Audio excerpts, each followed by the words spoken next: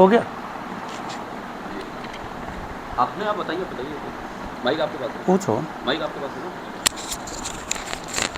ऐसा है, तुम्हारा नाम भी उतना ही है ना। गुरुजी जैसे अभी हम लोग डिस्कस कर रहे थे बीच में कि जैसे यहाँ पर एक तो गुरु वक्री है, तो गुरु वक्री के कारण क्या हो गया है कि यहाँ पर पूर्ण दृष्टि नहीं आ रही है, इस वजह से इसको पूर्ण पावर नहीं मिल पा रही है। आपने दूसरा बताया कि चंद्रमा यहाँ पर बात केस बन रहा है क्योंकि वो शुक्र का शत्रु है, तो यहाँ पर दृष्टि आ रही है, मंगल पापी ग्रह उसकी भी दृष्टि आ रही है। यहाँ पर जो सबसे इंपॉर्टेंट है, आपने बताया कि केतु है, अगर यहाँ पर केतु की जगह राहु होता तो क्या फिर भी इनका तलाक हो जाता? दोस्तों, मुख्य बात इस कुंडली में है और सौरभ जी ने बिल्कुल इसको पूछा है।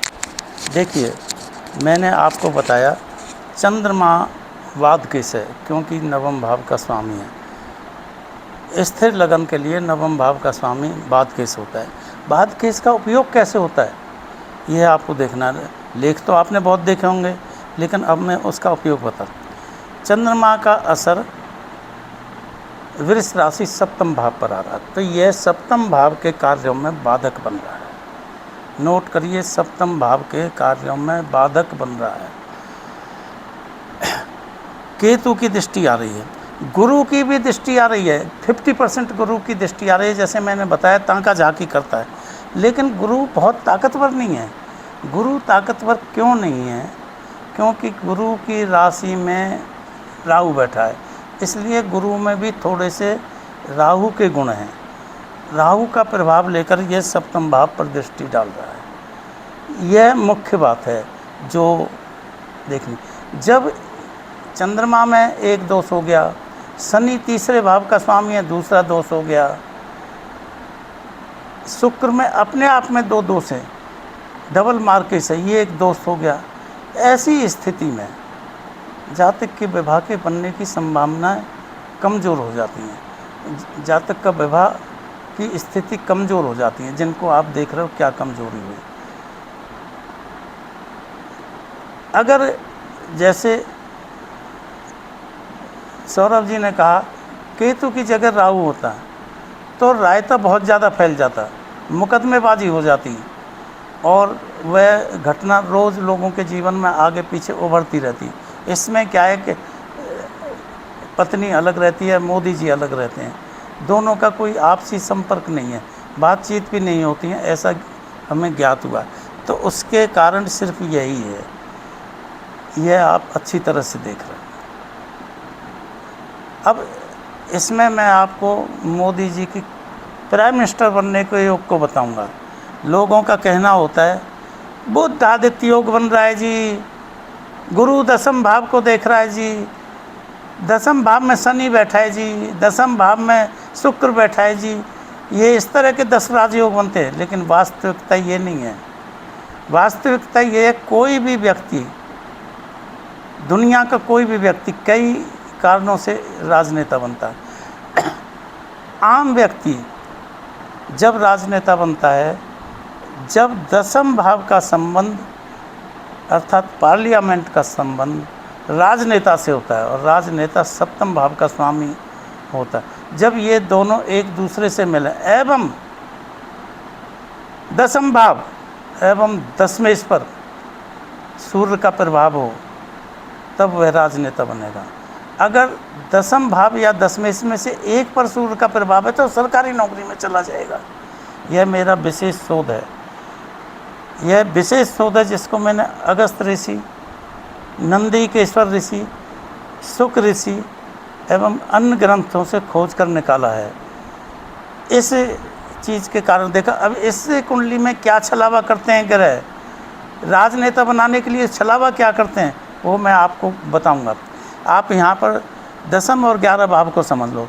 दसम भाव में शुक्र 15 डिग्री का, शनि 29 डिग्री का, बुध 1 डिग्री का और सूर्य उससे कम डिग्री पर अर्थात आधे डिग्री का, और केतु 5 डिग्री का बैठे हैं। अब यहाँ पर देखिए, आप तो कहोगे केतु बुध अस्त भी है, पूर्ण अस्त है क्योंकि 1 डिग्री के अंदर है। बुध केतु से पीड़ित भी है, नोट करिए, बुध केतु से पीड़ित भी है। तो यह जातक बोलने में इतना उत्तम क्यों है, अड़चन आनी चाहिए, लेकिन ऐसा नहीं है। क्यों नहीं है, उसके कई कारण हैं। सबसे पहली बात है, बुध और 5 भाव के सूर्य में परिवर्तन है, जबकि आप देखो सूर्य और बुध एक साथ बैठे, लेकिन परिवर्तन कैसे हो गया ये हम आपको समझाएंगे। ये ताज्जुब की बात है, यही भगवान का छलावा है। एक व्यक्ति को ज़मीन से आसमान में उठा देना, यही छलावा है। उसने, भगवान ने हाथ पकड़ा, अपनी साथ कुर्सी पर बिठा लिया। भीड़ में 100 आदमी गए, सिर्फ एक मोदी का हाथ पकड़ा, उसे बिठा लिया। ये ग्रहों का छलावा है, ये भगवान का छलावा है। ये आपको बताएंगे कि बुध और सूर्य एक साथ बैठे हैं, फिर भी परिवर्तन है, ये कैसे संभव है। दूसरी बात आप देखिए, ये राजनीति का मुख्य कारक बनेंगे। सप्तम भाव राजनेता होता है, इसे अच्छी तरह से नोट कर लें। लोगों को यही नहीं पता राजनेता कहाँ पैदा होता है, कैसे होता है, कौन होता है। बस जी, 10वें भाव में सूर्य बैठा है, अपनी राशि में होता है, वह सरकारी नौकरी में चला जाएगा, वो राजनेता बनेगा। सूर्य राहु के साथ बैठा है, वो तो कलेक्टर बनेगा, वो प्राइम मिनिस्टर बनेगा। वास्तविकता ऐसे नहीं है। 10वें भाव में सूर्य भले ही बैठा हो, वह राजनेता नहीं बन पाएगा। लेकिन सूर्य अपनी राशि में लगन में बैठा हो, तो इसका मतलब है उस पर जीवन भर शासन का प्रभाव है, क्योंकि सूर्य शासन का कारक है। सूर्य सत्ता देगा, सूर्य राजा बनाएगा, सूर्य मिनिस्टर बनाएगा। उस पर हो सकता है कुछ परिस्थितियों के साथ, या महाप्रताप योग बनते हैं। क्योंकि ये हमारा विषय नहीं है, इसलिए हम उसमें डिटेल में नहीं जाएंगे। तो यह एक विशेष चीज़ है। जो दुनिया कहती है गुरु उसको देख रहा है, शनि उसको देख रहा है, शुक्र वहाँ बैठा है, बुध आदित्य योग बन जाए जी, केतु उसको अंतर ज्ञान देता है जी, ये सब निरर्थक बातें हैं। अब आइए, दूसरे भाव का स्वामी गुरु कहाँ बैठा है? आदर्शवादी राशि में बैठा है। इस पर कोई पापी प्रभाव नहीं है। शनि, याद रखिए, शनि का पापी प्रभाव है, लेकिन शनि दैहिक दैविक यहाँ नुकसान नहीं करेगा, वाणी में बिल्कुल नुकसान करें, क्योंकि शनि स्थिरता देता है। नोट करिए, शनि स्थिरता देता है, वह स्थिरता का कारक है। शनि गंभीरता देता है, वह व्यक्ति को सोच समझ के लिए गंभीर करता है, चिंतन कराता है। और बुध, सूर्य का परिवर्तन जो 10वें भाव से होता है, जो आपके लिए एक आश्चर्यजनक चीज़ है, उसमें बुध की भी स्थिति बहुत सुंदर है। इसलिए ये व्यक्ति बुध के पूर्ण अस्त होने पर भी, नोट करिए, पूर्ण अस्त होने पर भी वाणी में सबसे अच्छा और नियंत्रित रूप में बोलता है। एक भी शब्द इसकी ज़बान से गलत नहीं निकलता है, बहुत सोच समझ कर बोलता है। और मैंने तो ये भी देखा, कई बार ये कई भाषाएं बोल लेता है। यह इसका तीसरे भाव कौशल और हुनर का है। मतलब इसने दूसरे भाव का भी हुनर प्राप्त किया है। इन तथ्यों को तो इसके बाद मैं आपको बताऊंगा कि वो छलावा क्या है। भगवान ने इतनी भीड़ में से इस अकेले का हाथ पकड़ के इसे राजगद्दी क्यों दी? ग्रहों ने ऐसा क्या खेल किया, एक अकेले का हाथ पकड़कर 140 करोड़ में से अकेले का हाथ पकड़कर इसको राजगद्दी दे दी? आखिर ऐसा क्यों हुआ? इसका वर्णन मैं आपको आगे नेक्स्ट पार्ट में करूँगा।